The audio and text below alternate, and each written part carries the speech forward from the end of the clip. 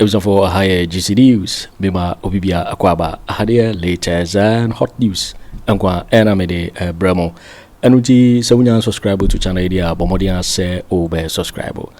Jobean say, Obe click a year the subscribe button. Now, wabele notification. We answer video for be upload. When the first person that wants a ebeka a year sa video. Afi we are now like video. Give us a thumbs up. Now fi share ma wo for so now. When you be here now, who and someone ekoso ewo Ghana me mo afi yembura ye and someone abeto yepno so. And komobi ekoso a year sebi ababetudwa mesese ubenya botre na weti a year sa report ya ababetudwa yenti a year sa report ya abetudwa yenti. Na mini light for me them. It's a bar power I had who say ECG for doing that midnight nechi. I'm a public choice me some for light in bra me them. I'm over say Jimmy. Me test ni na best sano. Leakages na wo ECG ni na e best swano. Many abre 70 bank account. What to be that? Who nipa? Afenyo Markin. Board chairman 490 million within some seconds. I didn't call microseconds. Or no call Ghana Water Company as board chairman. Mr. Man who contracts 300 in 1 year. Afenyo Markin. But the man who said who deep papa be politics more no. I drew the real politics more but dead sooner or later. Yes. Full of himself. Yes, full of himself. And he does not care about anybody. So selfish. Debbie me say last me train see what I don't want to be wasting time on him and he will not survive as minority leader. What would the NDC for their checking? Mahama Yariga. Hey, yes. Mahama Yariga will school him at every point, at every corner. More appointments committee. How about yes. Also, Rezi issue be on the aura. Look at the education that Mahama Yariga gave to him. That's go and check. Article 41F of the 1992 Constitution. And do you know the executive authority of the president? Mahama Yariga so timbrano. John Dramani Mahama, the dramatic. First time. I said the dramatic John Dramani Mahama. TNDO, Abebio. Sankofa. Yeah, Abebio. What's Abebio? And look at his style. His second coming. Oh, Joe, you see where no it's not hit the ground running. No, we leave the ground flying. 35. The first appointment, the stopgap goalkeeper. So we know Chief Julius Debra, fantastic man. Chief Julius Debra. Odinu ba hope. No, me say no. One say Chief Julius Debra no. I no say oyoba sebio owabadaye. Owabadaye mo bia. Me na be catch a bad time. Me a lister. Me friend. Me yeshi. Me kwa do no office. Me do ope. Debi. Me mbuku appointment. Me opema semwana me so me pena semwana nti me wo baabi a eya me mpese me ko baabi owo no because on ye nyina ye force no ye pe agi okita okita akuma pa the guy name Watimota na pay obi ka tire me but I don't want to talk about it a guy name Edin mu so me sure so tie stop that nipa no de ne ba chief of staff no mu do presidency hokra ne nipa odi o makọ ho Nathan Kofi Boakye ye this OPB no dey about no Osman. Yeah. Why ACP for 8 years? We say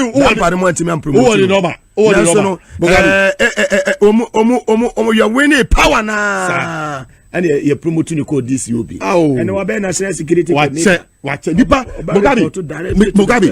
And America say Nipa look at Prosper Barney. Advice on security matters. Interior. Yes, me papa no Oji on Pekasa on no betumi atra the whole month on Kasa just observing American trained. I didn't know. Me see I so much from the first first round. Executive secretary no. Dr. Callistus. Oh, Callistus Mahama. No they say. What you bro phone that one yes. Yeah, Mugabe green paper who there was so. Who say who white paper who him there was. Dr. Valerie Soya. So yeah, no squad Madam Brew, Marita Pong, no squad no in America no stop guard goalkeeper in the department led by in America led by Julius Debra and Kasane solid.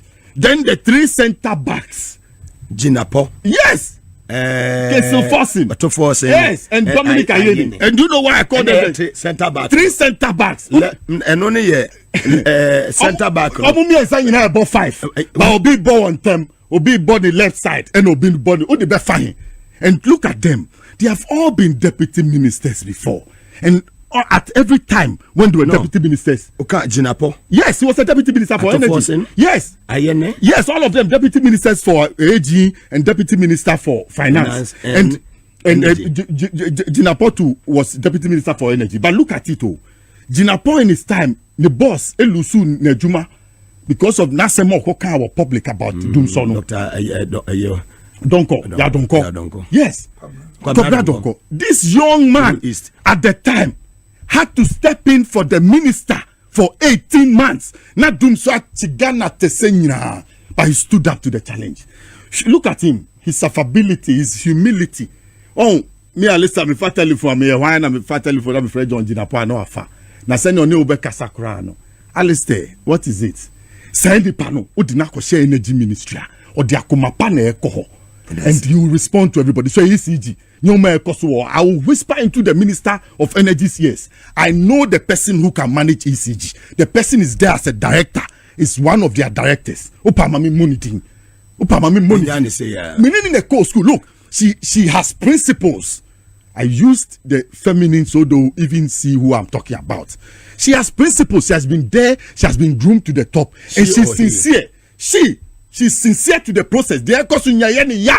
She was my classmate in Achimota School. Wow. Yes. And she has learned, she has risen through the ranks to get there. I'll whisper into John Jinapo's ears that she should name that lady to go and clear the mess at ECG. Because I said, I call 84 bank accounts. Company are buying there, who running how many accounts? Who need savings accounts? Who need investments accounts? Who they scanning to Mwanamu Dikeke? Look at how you have run the place. Yes, 32% leakage at the place. John has a lot of work to do, and we must form a hedge to support him to succeed. With Ayene as a year aging. And I may ban Akufo Addo. Because Afenyo Markin will be leading the charge for the MPP to go to court to go and face the Attorney General. And Afenyo Markin can never match Ayene any day, anywhere on any case. Ayene lecturer at the University of Ghana. Go and check. He was a lecturer for a long time. All through Akodi MP Mponeya to get his replacement, the university, I'm told, they had to find 3 people to stand in for one person who was just leaving. And then when he became MP2, look at his demeanor and his people. I serving them down to earth. I told you he was deputy minister for Attorney General. He humbled himself. He learned the ropes from Maretta. Yes, bro, Paul. This is the time. He's baked. He was ranking member when we're in opposition. So it's fully baked for the job. I'm saying, look at his demeanor. He will match Afenyo Markin. No, but no questions. I will be saying, he has interest. So that man debts now will be questions. So be aging. You will see soon Afenyo Markin in court trying to defend those people to come and take the money from us. Then you come to Atu case of force. I beg you. Hey, Charlie Atu, you don't surprise me at all where you have gotten to. Yes, when they made you minority leader, I had doubts. I'm a honest man. So I became a little bitter. But on the second day, when I saw you on your press conference, then I heard the reason why they brought you, that we're going to fight on the economic front. I said, no, I have to support Atu. Yes, he has been my fan all this while. But I'm saying the mode with which they even changed and brought him and other things, and other circumstances, the party has moved on. And we have done other things. So Atu, his training, he's an accountant, BSc, first degree. He did his taxation in economics, his second degree in taxation. And then he himself, another PhD. Product from Oxford. Yes, product from Oxford. And he has done a lot of public finance. So he understands the job. And you see, he was deputy minister under who? Set Tekpe. Yes. You understand? Set Tekpe o training wa. Set Tekpe in 1982. People must be careful. Set Tekpe in 1982 squad. The people who sacrificed to make the revolution what it was at the time, up until now. So he has been part of the process for a long time. Coach somebody into too. So like I told you, the back three, the goalkeeper is solid. The back three too is solid. And as for the coach, John Dramani Mahama, the dramatic Abebio, Asabebio,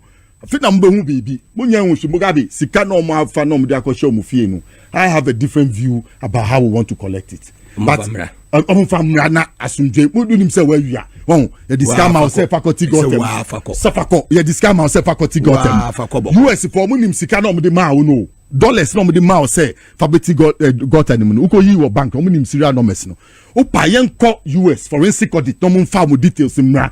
Na sika na ye hu ye wo fie ni emfa compare. Say yen ye sika. I don't small boys are mobile bem. You didn't have anything. Boys and Afenyo Markin mu Boakye mattress ba na bi. You didn't have anything. Boakye mattress no man. Boakye mattress. A champion boano no yes spring mattress 1970s. And no di nya sika.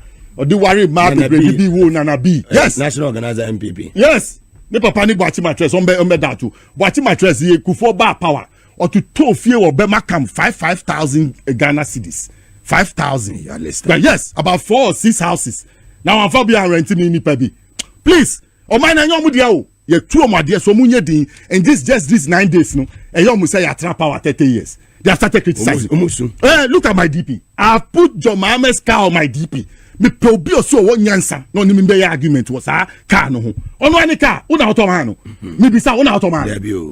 Oh mu state protocol, mu na mo talk car no man. What? Move the cameras across share old cars in order to monitor his movements. Yeah, the book I say any intel. We will not use it.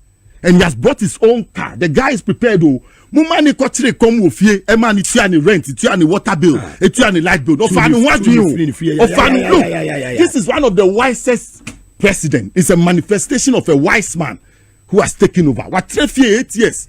Nitty gritty on a daily basis has monitored what has been going on. And for me, his outing, his ministers a free Eastern region. Shobano, I didn't buy Eastern region. What? Look at the greater Accra. Namomo. Oh, yeah, Charlie, there's work to be done, and there are great people who are behind the work. Yes, oh, yes.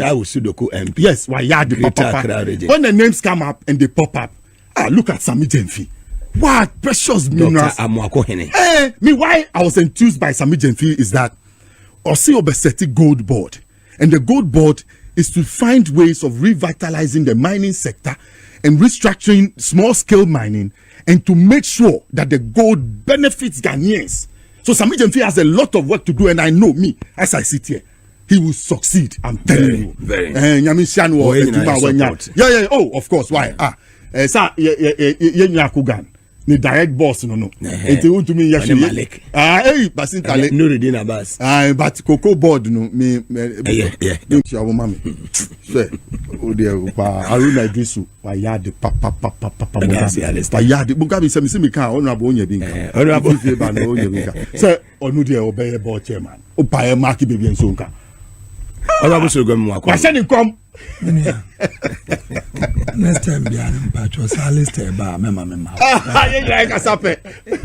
mema because say age no ye po yempo achi ti se woni obi a e wo nya kokora wo ye younger no na mo so go dia otimi kasa se wo so no ya na ehwe hu de o betima ye bi Nema bi wa minimiyo cross alone. Nema bi no wa minimiyo. Na no emfa age hu ne de yo. Experience. Se mo ya retire for. Yes. And experience no we are young kra na. I was here church. Sir.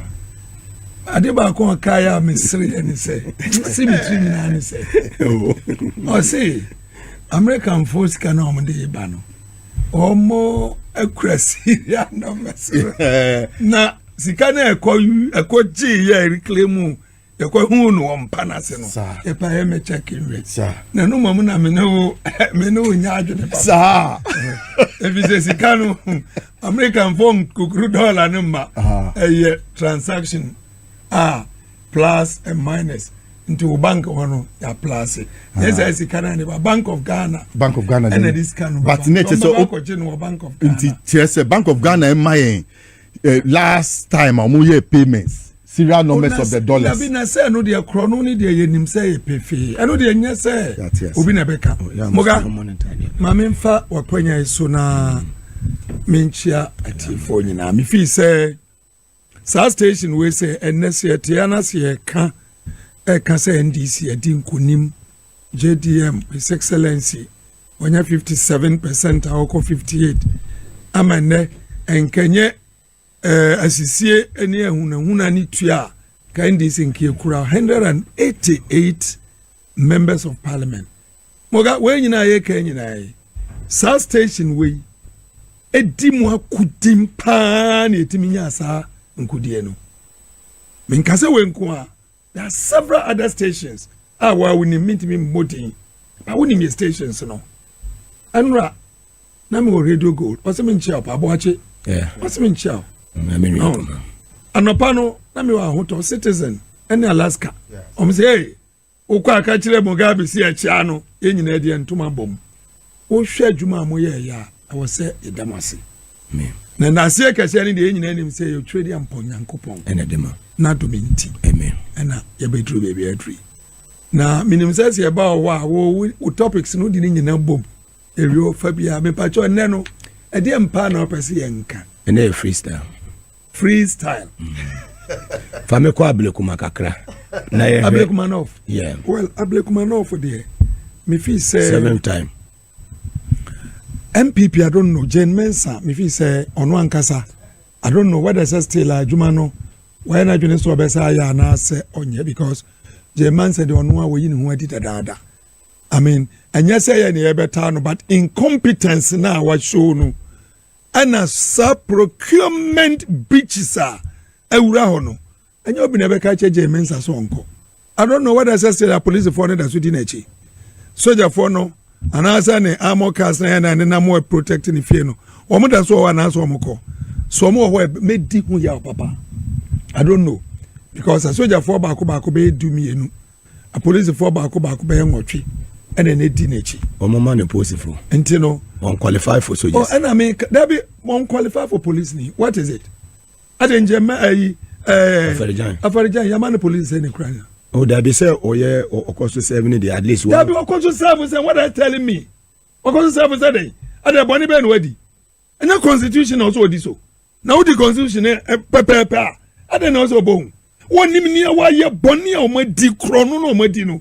A hand to be say man am I a money bambo? Hey, yeah, cry. Now electoral commission me pacho.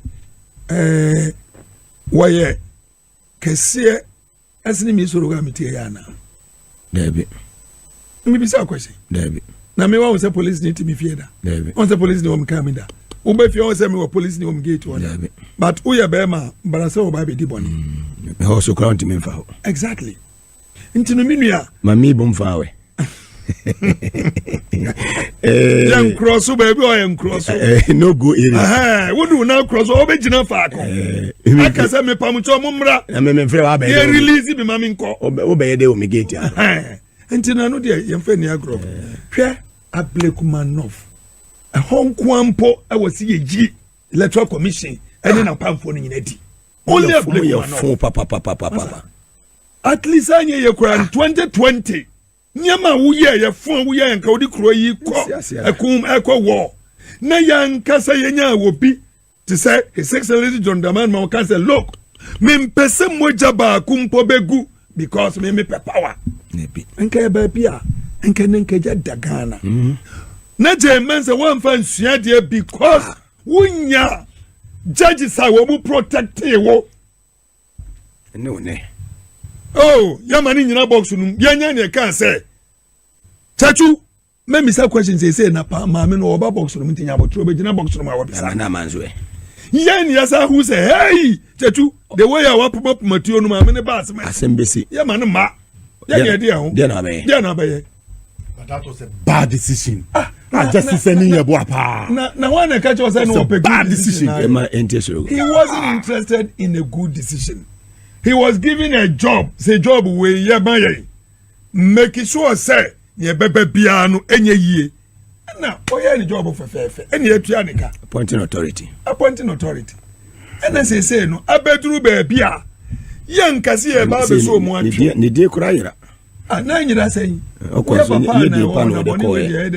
Won say lawyer be twere asem bi fa no. On level allegation bi won tumi amamota me. Ablekumanov. Eye baby a NDC a wohwe constitution no ne eye me ya ne say the very laws wa Mensa gina so ka say yenye the CI 127 a wo gina ka say yenye ne yemfa nto aba no ekurukura bi ni wa odi so wabutu ni nyina and you say you kura to me ne so something exactly because wabutu ni because that time no na to me no ekura Akufo Addo any Bawumia na o say butu no ma me no say bibi so kire no Intino. Yes. No, I was a baby so chair. Na say ono ano. Say no. Say petition. Me petition kura nyanko do oba be ko no 10 time kura ne ho. Me petition. Oya phone to mo ne petition ni bibre ko. Because enya obi na be ka adwuma na wa ye ne nso ani na constitution ni kire say adwuma na dia mo no so wantimi anya na nso ani a yetimi fa won yi wati. Aya simple as straightforward. Competent. Masa NDC enyina wa. Amanfo obuafu.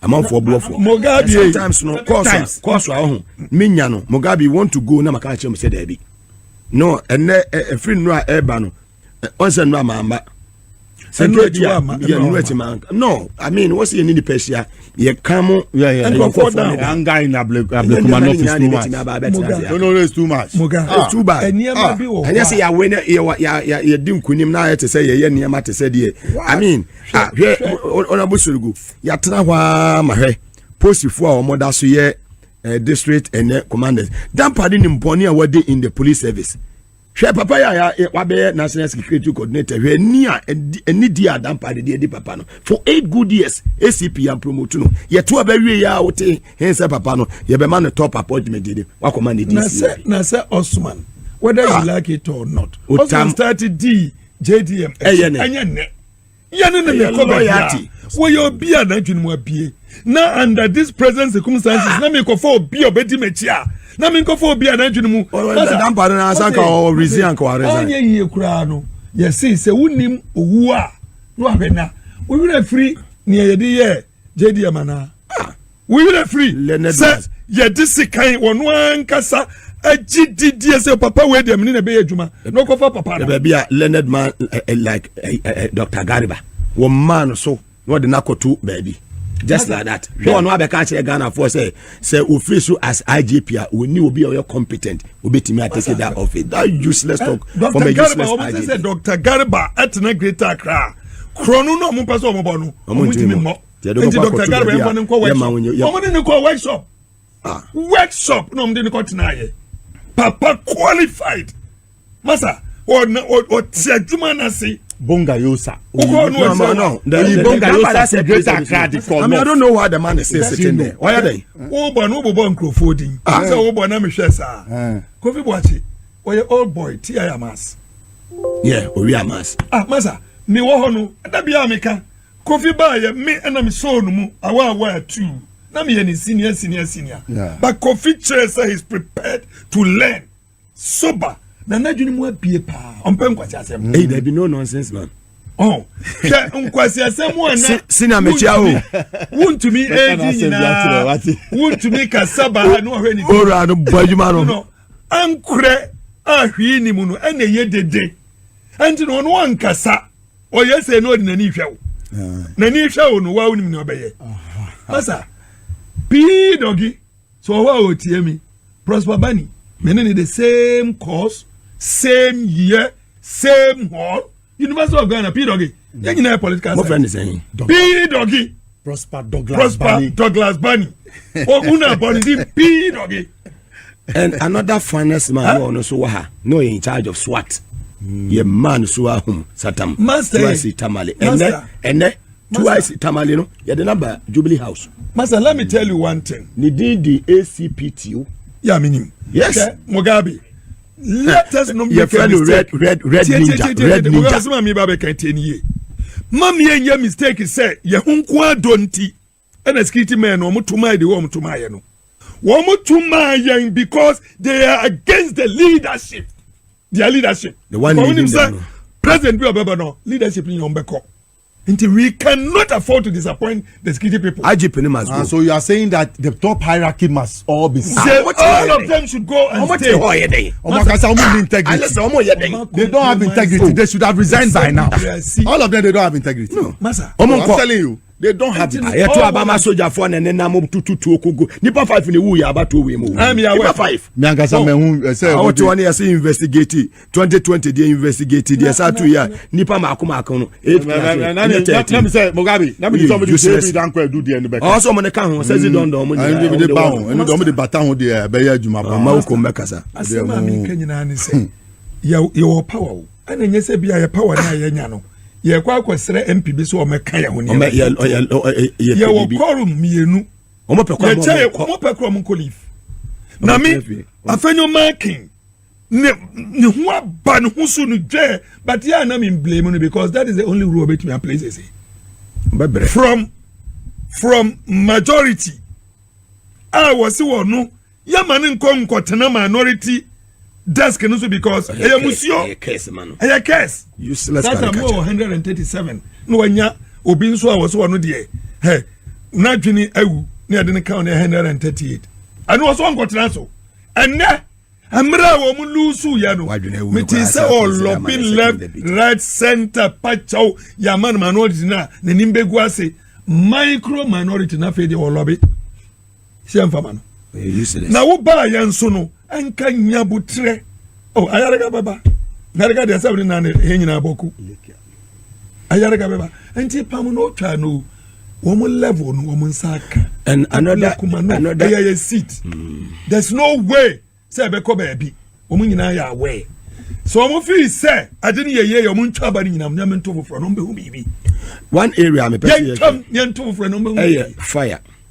you hear eja ssss nanse na no ode and we have experienced man like Dr. Gizi ewofie ya chese ye form board no ye dini wura ho na ninim dia wo no what the boy at least they been see there said the whole Africa not West Africa ye know as best fire chief officer the whole Africa number 1 abuja no me this award in here then the man no you was independent if you make good use of the man moga nasema okay o kan achere me ana me na meka achere so kan now your board chairman me recommendation me throw the call professor me so say prof me po bia me pegazes obey a chief officer na mo ka fire tender satan no na de bi omo ko fa wo bi free baabi no oba be chief officer na me say da bi da adentra military na me say insida adentra fire officers omo yade enti me foresee Gezi was very good guhiri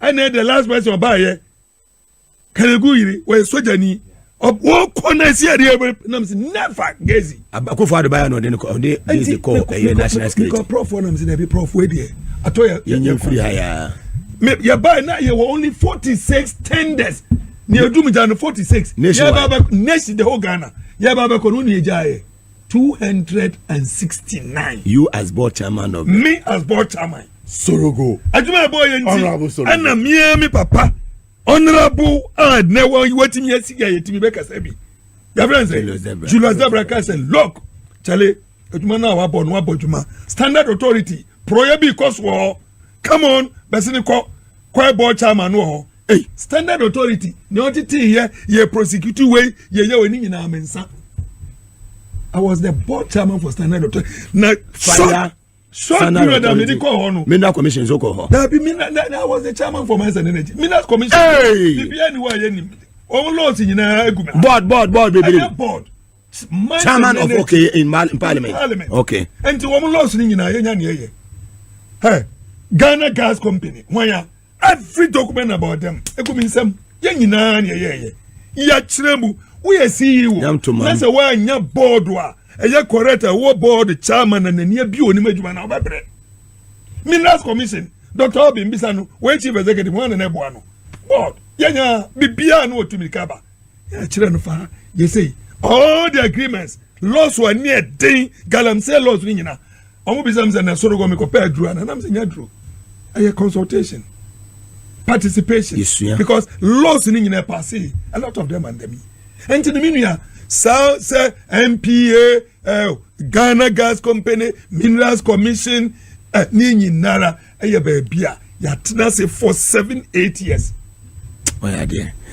okay you move on Jinapo when Jinapo was the deputy was an MP yes deputy for power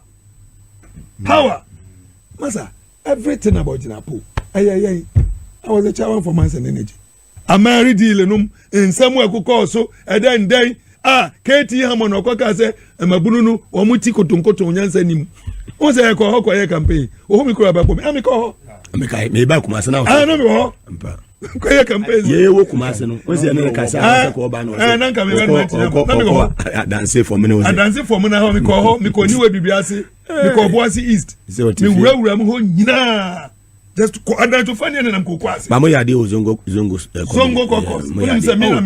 The chairman for media and outreach committee of the Zongo Kokos. I like the scenario call a younger Mabo. Scenario no aframe no afaha. And it was all scenario. What? And Timinia asked for Ablekumanov. Enya de be kobebia. Ede me count no 184. And then obi asebe wajimi no obeka say mahunu say ekwan we ye twaso meka yagusu kota we say no monka wa na mekwa kofa o independent for nyina mieru de omo se de abi omo de omo firi mu keke say omo kwa akotra be omo de papa ne ndisi ho no se mieru no so aka ne say hwe na da ofisi aji de o pa de akokotoko ne ye ni na bro wasi mi majimi na me mpeso aso wa me mpese meza we ni na me nkonko de wu mu ye funu ye twa uti awo kwa na me medi wa kinye nko sha menem na bida enti no 188 ne maame ne o pew Akufo Addo pew 188 4 ni nyinara. They said they are working what about bad on my troll letter independent for na sa be kan on my troll be kan ho to 188 88 at the end you two tests ni atra that but I want to assure them yenye use two tests no enye mo asem they say no use 169 dey no mo can say e level mu pew you be pass mu ko ship e be tie Ghana for won't do that. We'll make sure that we use that number to benefit Ghanaians. There should be amendment to the constitution. There might be yes. Afenyo Markin. Where the Mifacho? One will act 703. So we mind. Yes. This appeal for receipt. Yeah, passes salon. Parliamentarians say my bribe of $20,000. Asane ye passi. Salon no so buy ne ma ayi galamse no. Etiatese. Because who was assassin so now you find gold in commercial quantities now a buying ebehua you two free assassin so no material compensation based on the age of your cocoa trees and now no buy the life expectancy of the crop. Enti to the bia who are gold in a pure assassin so scared the bama peanuts a dance is where attack me dying near to sikaki to be then they move you are not even trained to work in that mining sector. Enti me person me bisao. One, is it true that they gave bribe to pass that law? And two, don't you see the law as the beginning of galamsey in Ghana? No. First and foremost, no. Me we be say obi ama obi bribe because I never got any, not even $1. Menya bida. But there was an amendment 703. There's an amendment. Some amendment, you know, you take into consideration lapses are ne wo 703. For example, Ebini say wakwa ko two obi mine say ya chiwo no galamsey no. You were only a 200 penalty units. One penalty units are 12 cities. And this year, they found 200 penalty units. 1,000 yen amount, so they call 20,000. Me, who check your room. And then apart from that, excavators, yen under me, hands out now. Nina recommendation through us. Say, yen CZ, yes, easier. Yan Fanko Court, Yen Shamu, Nasa, no Cressa, or Quasa Jumana. Or more located. And government institutions na kronu enya ho mfaso na ma yanshi no why Jimmy so kwa question wo shena dey no why 77 predators adia cost to $500,000 $800,000 $1 million na wafa ye kwanya sei wo betimi dia ye na anya ye kwani wo makose no use some machine no na go see so how do you burn it? It's only a fool. It is only a fool. But I don't know ya Ghana for buafu abasado. Intino how no try no ni nyina ne semacho. You waiting for winning a reporter abeto yepuno so meka say so when you subscribe to channel idea bomodi say obe subscribe. Now fi wa like video no give us a thumbs up now fi share ma wo foforo so na we be here na wo ensemo ekoso e wo Ghana memo ha. Also bitimi atchere wadwen afaye some we nyina ho e wo comment box mu. Mobeti Minkabiu in my next video. Thanks for watching. Like and share the video. You can also drop your comment. Please don't forget to subscribe. Click on the bell to turn on the notification.